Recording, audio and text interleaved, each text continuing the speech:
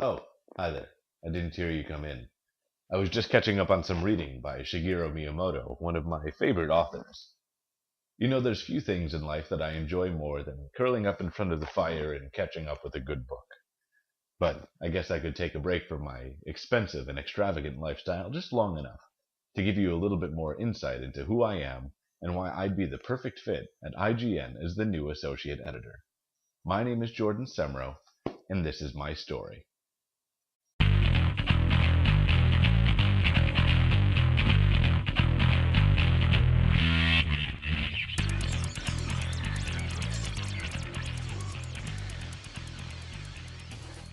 Like most people of my stature, natural charisma, and dashing good looks, I can attribute most of my success to my father, Brian Semro.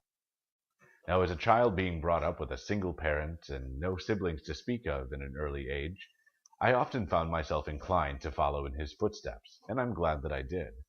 Among his notable characteristics, he was an accomplished writer, a proficient speaker, and he had a passion for technology and video games that was unsurpassed by any of his peers.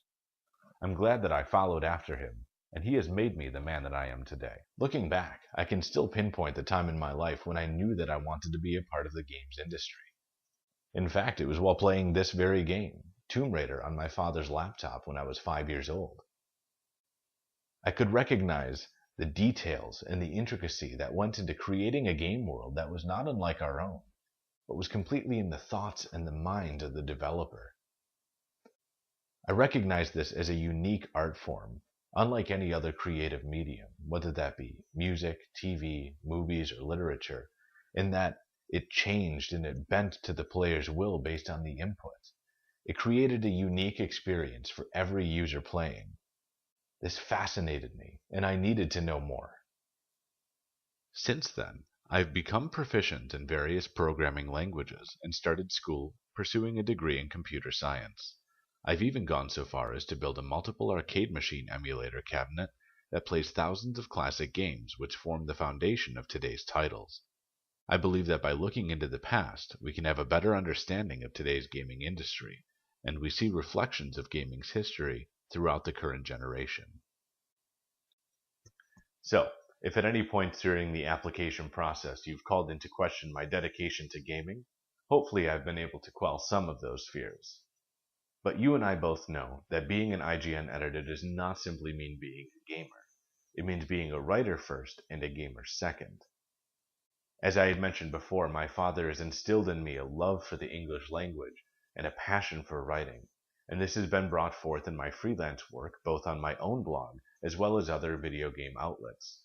I've even become the senior editor at psvitauniverse.com, and while my readership is not at the same level as IGN's, I do have a dedicated following. Honestly, what it all comes down to is that I'm just another regular guy.